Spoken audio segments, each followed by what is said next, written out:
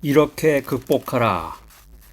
세 형제 자매가 행복하게 살고 있었는데 뜻하지 않게 큰 슬픔을 만나게 됩니다. 그 가정의 대들보라고 할 수 있는 유일한 남자 형제인 나사로가 죽었습니다. 나사로가. 오늘 요한복음 11장 17절로 44절에 보면은 나사로의 죽음이 나오는데 이 나사로의 죽음으로 인해서 그들 혼자의 힘으로는, 그 자매들 힘으로는 이 슬픔을 극복할 능력이 없었습니다. 우리가 성경에 보면, 구약 성경에 보면 이스라엘 백성들이 이제 출애굽하는 과정이 자세하게 기록이 되어 있는데, 이 수르 광야를 3일 동안 여행을 했는데 아주 목이 마르고 이제 기갈 상태에 들어갔지만 이 물을 마실 수가 없었어요. 물이 써서. 그래서 큰 절망의 벽에 부딪힌 그런 이야기가 출애굽기에 보면 자세히 기록이 되어 있습니다. 우리의 인생길이 순탄하지 않습니다. 여러분 인생이 어떻습니까? 오늘 여러분 살아가는 인생은 어떻습니까? 갑작스럽게 실직이 되고 사회가 혼란스럽고 또 전염병이 창궐하고, 이게 우리가 이제 살면서 계속해서 그 고민과 걱정과 그 문제에 그 고개를 넘어가야 되는데, 그 문제가 한 개가 해결이 되면 모든 인생 행복한 것이 아니라 걱정 끝 뭐 그런 말 있죠. 그런 게 아니라 문제는 계속해서 나온단 말이에요. 근데 이 문제 해결의 솔루션, 문제 해결의 능력이 없으면 문제를 당할 때마다 어려움에 처하고, 오늘 이제 요한복음 11장 17절 이하에 나오는 그 나사로의 죽음과 같이 큰 슬픔에 잠기게 된다. 우리의 인생길은 순탄하지 않습니다. 문제의 연속입니다. 그때마다 우리는 인간의 한계를 느끼게 되고 절망을 경험하게 됩니다. 하나님 중심의 인생을 살아가고 말씀과 기도로 경건한 삶을 살아가는 거룩한 사람들이 어떻게 이 절망을 극복해 나갈 수 있을 것인가? 이렇게 어려움을 극복하라, 이렇게 절망을 극복하라, 세 가지 엑기스를 준비해서 여러분과 함께 쉐어하고자 합니다. 자, 나눔의 첫 번째는 나사로의 죽음입니다. 죽음이라, 사람이 죽는다, 돌아가셨다. 이 돌아가셨다라는 말이 굉장히 어떻게 보면 철학적인 말이에요. 돌아가셨다. 응? 자기의 그 본고향으로 돌아갔다는 얘기죠. 이 죽음이라고 하는 것은 영원한 이별이다. 그러니까 인간이 체험할 수 있는 그 슬픔 중에서 가장 큰 슬픔이 죽음입니다. 그러니까 요즘은 이제 자기가 집에서 기르던 그 애완견이라든가 그 반려동물이 죽어도 그냥 막 슬퍼서 그 이별을 아쉬워하는데, 이 죽음 중에서 가장 큰 슬픔은 사랑하는 사람의 죽음이다라고 하는 것입니다. 오늘 이 요한복음 11장에 나오는 이 세 자매는 아주 서로가 서로를 사랑하는 그 돈독한 사이였는데, 불행하게도 그때 당시에는 이제 남자들이 유산을 상속했었는데, 이 유산을 상속해야 할 그 유일한 혈육인 이 두 자매의 그 오랍이었던 그 나사로가 죽었다 하는 거죠. 나사로가 죽었다.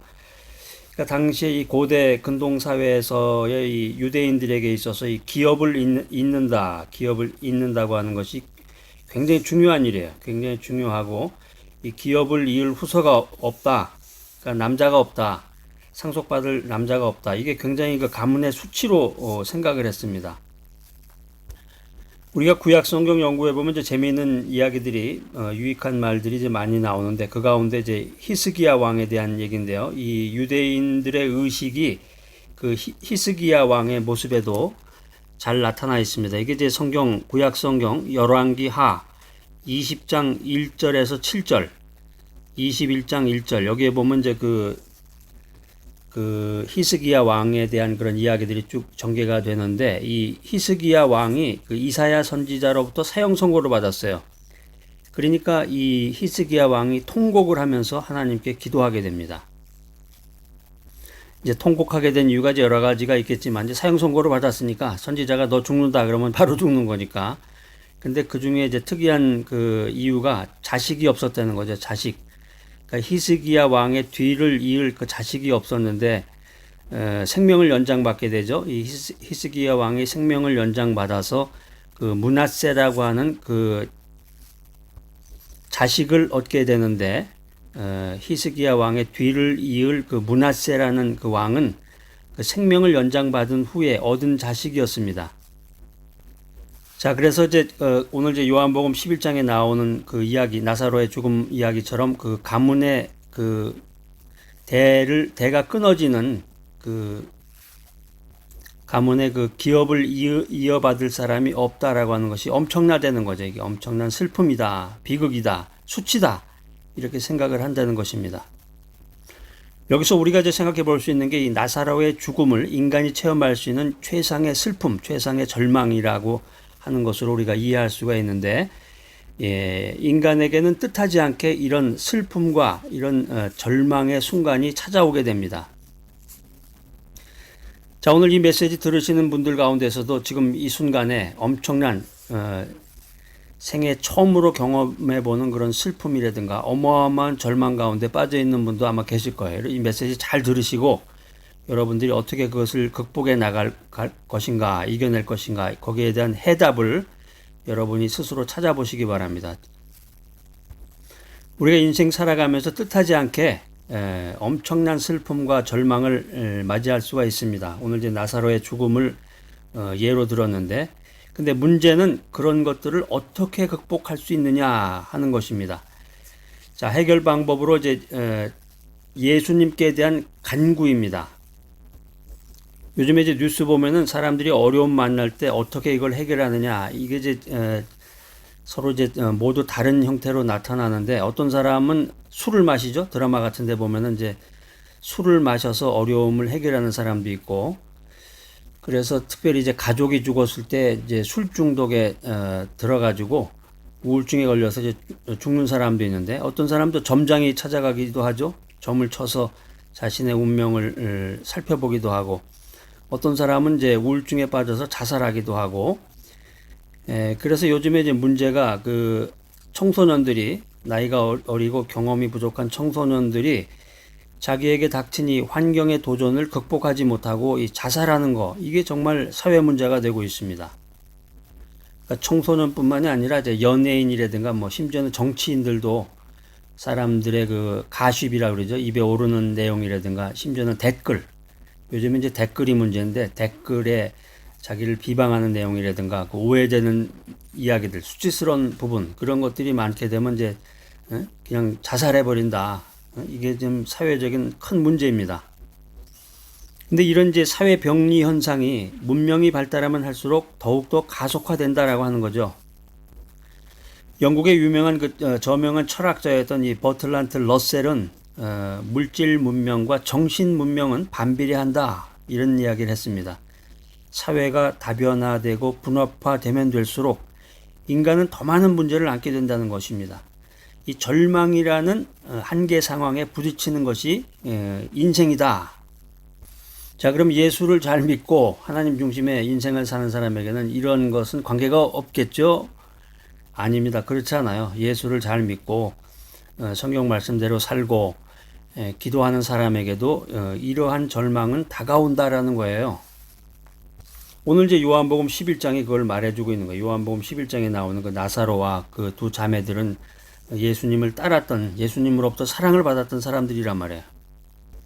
자, 그렇다면 하나님 중심으로 기도하는 사람들, 성도들은 그런 한계 상황에서 구체적으로 어떤 해결책을 찾을 수가 있을까? 막연한 얘기가 아니라, 추상적인 얘기가 아니라 구체적인 것, 이걸 이제 성경에서 구체적인 해결책을 알려주고 있는데, 아주 그래서 이 성경이라고 하는 것은 정말 명소 중에 명소요. 정말 하나님의 말씀이요, 진리라는 거죠. 그게 뭐냐?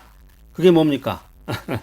그게 바로 하나님을 찾는 거라는 거죠. 하나님을 찾아라. 예수님께 간구하라. 성경에 보면은 모든 위대한 우리 신앙의 선배들은 이 절망적인 인생의 상황 속에서 하늘이 무너지는 거죠. 하늘이 무너지고 그냥 깜깜하고 어떻게 해야 될지 모르는 이 상황 속에서 하나님을 찾음으로써 이 모든 어려움을 극복했다는 거예요.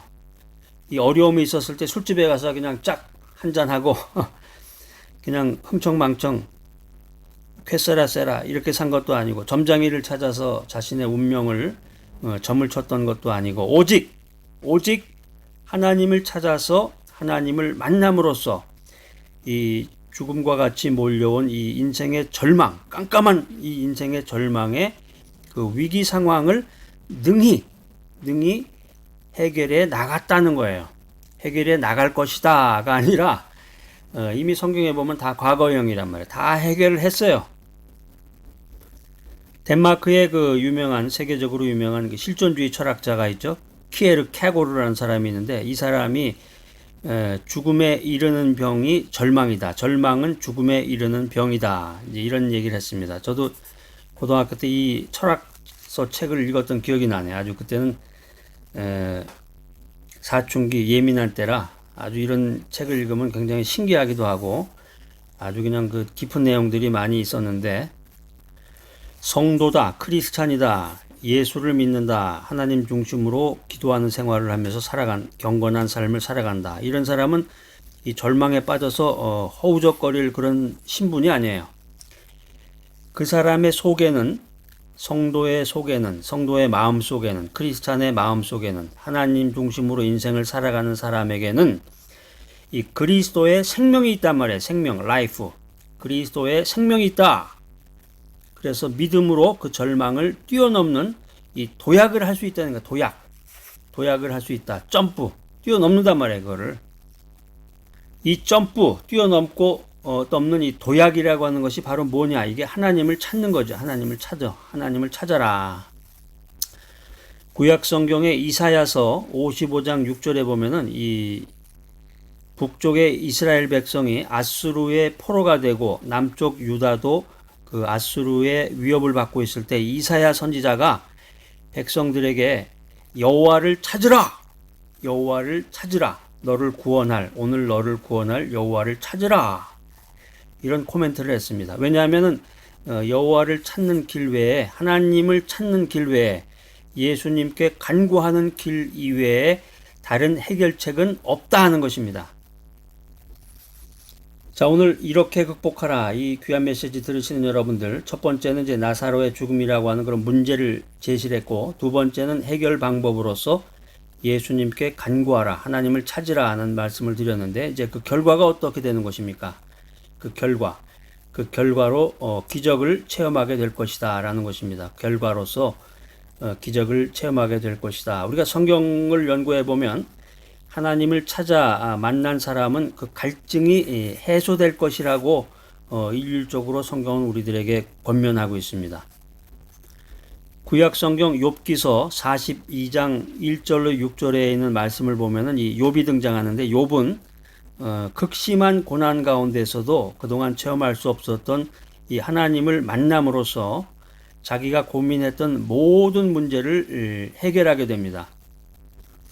시편 18편 6절로 16절 말씀에 보면 이제 다윗이 등장하는데, 이 다윗은 환난 중에서 하나님께 부르짖음으로써 큰 권능으로 구원하시는 하나님을 체험했다. 이렇게 성경은 말하고 있습니다. 또 구약 성경에 등장하는 위대한 인물, 위대한 지도자 모세는 장인 이드로의 양을 치면서 별다른 의미 없이 광야 생활을 40년 동안 했습니다. 그런데 모세가 이스라엘의 최고 지도자로 존경받는 인물이 될 수 있었던 그 이벤트, 특별한 사건은 무엇이냐? 그게 바로 호렙산에서 하나님을 만난 이후였다는 거예요. 하나님을 만난 이후다. 신약으로 넘어와서 이제 누가복음 18장 35절로 43절에 보면 예수님이 이제 그 여리고를 지나가실 때였는데, 예수님이 여리고를 지나가실 때 길가에 앉아있던 그 거지 소경, 구걸하던 소경이 예수님께서 지나가신다는 소리를 듣고 예수님을 간절히 찾아서 만났습니다. 그래서 그 만남의 결과가 어떻게 됐습니까? 그 거지 소경은 자기 인생의 가장 큰 소원이 성취되는 기적을 체험했다는 거죠. 여러분들이 오늘 이 메시지를 듣는 이 순간에 거지 소경과 같이 앞이 한 치 앞도 볼 수 없는 깜깜한 그런 인생길에 고난을 겪고 계시다고 하면은 예수님을 만남으로써 그 거지 소경이 여리고를 지나가시던 예수님을 만난 것처럼 만남을 통해서 기적을 체험하는 여러분이 되시기를 바랍니다. 자, 본문에 나오는 그 나사로의 두 자매 이름이 누군가요? 이게 이름 두 개 되지 못하는 사람은 이 성경 기초 실력이 좀 부족한 건데, 이제 서운해하지 마시고 실망하지 마시고 열심히 좀 공부를 하시기 바랍니다. 성경 연구를 좀 하셔서 두 사람이 이제 마르다와 마리아인데, 이 정도는 이제 상식이죠. 이전 상식이 부족한 사람은 이제 연구를 하면 돼요. 오늘부터 이제 연구해서 여러분 이미 아셨잖아. 나사로, 마르다, 마리아 이렇게 세 형제자매가 정말 오손도손 살고 있다가 오늘 나사로가 죽으면서 이제 이렇게 극복하라 이 메시지가 시작이 됐는데, 결국에 가서 그 나사로도 이제 죽음에서 부활하게 되고, 그 요한복음상에서 엄청난 그 기적의 체험을 하는 그런 메시지가 우리들에게 전달이 되고 있습니다. 이 요한복음의 말씀에 나오는 이 마르다와 마리아, 예수님을 찾아 구원을 요청했단 말이에요. 주여, 주여, 우리의 사랑하는 나사로가 죽었습니다. 살려주세요. 예수님을 찾아 구원을 요청했을 때 그들의 절망과 마르다 마리아의 그 슬픔이 해결이 됐다는 거예요. 해결이 됐다. 이 나사로가 이제 부활을 하게 되는데 죽었다가 살아났단 말이에요. 이 나사로의 부활은 단순한 기적이 아니라 예수님께서 하나님의 아들이심을 증거한 거라고. 예수님이 하나님의 아들이신 것을 증거한 사건이다.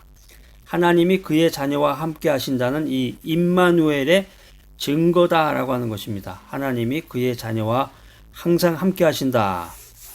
그러니까 여러분들이 하나님 중심의 인생을 살고 기도하고 말씀을 연구하면은 항상 always 항상 하나님이 나와 함께 하신다.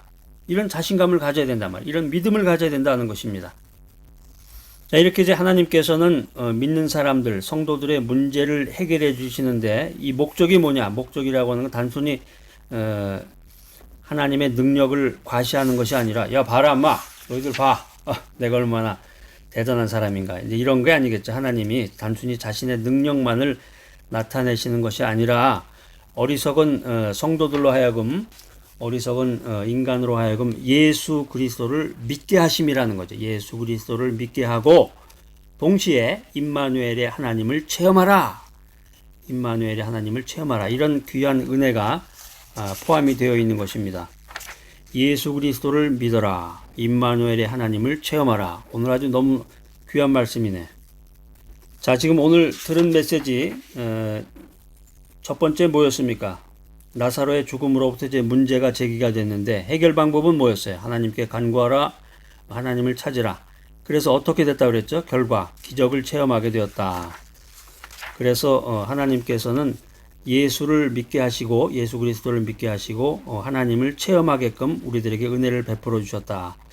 자, 그러면 이제 우리가 이걸 실천을 해야 되는데, 그냥 말만 듣고 그렇습니까? 정말 대단합니다. 이렇게 할 게 아니라, 이 말씀이, 이 귀한 진리의 말씀이 내게 돼야 돼. 내 손에 쥐어져서 이게 내 생활에 적용이 되고 내 인생에 이게 정말 보석과 같은 그런 빛을 발휘를 해야 되는데, 자, 여러분 어떻습니까? 주체할 수 없는 슬픔과 절망을 당할 때 여러분은 어떻게 했어요? 여러분은 어떻게 대처하면서 살아왔습니까? 그저 그냥 뭐 세월이 약이다 그런 말 있죠. 세월이 약이야. 시간이 지나면 시간이 모든 걸 해결해 줄 거야. 이런 식으로 생각하면서 살아왔는지. 자, 그 말도 일리가 있어요. 그렇지만은 이거는 하나님께서 기뻐하시는 그런 신앙의 태도가 아닙니다. 그러니까 하나님 중심으로 기도하면서 주님을 찾는 성도라고 하면은 하나님의 자녀답게 문제 해결을 위해서 적극적인 자세를 취해야 된다. 아무 소망이 없다. 이제 난 글렀어. 글렀다 그러죠. 세상 말로. 난 틀렸어. 글렀어. 나는 이제 아무 소망이 없어. 이렇게 실망한 상태에 이르기 전에 살아계신 창조주 하나님을 기억하고 창조주 하나님을 만날 준비를 해야 된다라고 하는 것입니다. 전능하신 하나님, 창조주 하나님께서는 우리가 환경의 노예가 돼서 환경의 변화에 따라서 이리 저리 그냥 요동치는 자가 되라고 하나님의 자녀로 부르신 것이 아니다. 그게 아니고 생명을 가진 자답게 환경을 지배하라. 이렇게 부르셨다는 것입니다. 자, 오늘 이 귀한 메시지 들으신 여러분들, 슬픔과 절망의 상태에서 세월이 약이야 또 점쟁이를 찾아가거나 그냥 술에 만취해가지고 또 이런 세상적인 거에 빠져서 인생을 살지 마시고 슬픔과 절망의 상태에서 부르짖으라. 주님을 만나고 하나님을, 창조주 하나님, 전능하신 하나님을 만나고자 부르짖어야 된다는 거죠. 그래서 사명을 주신 하나님께서 여러분을 만나서 여러분에게 기적을 체험케 해주시는 그런 귀한 인생을 살아가시는 여러분 모두가 되시기를 간절히 바랍니다.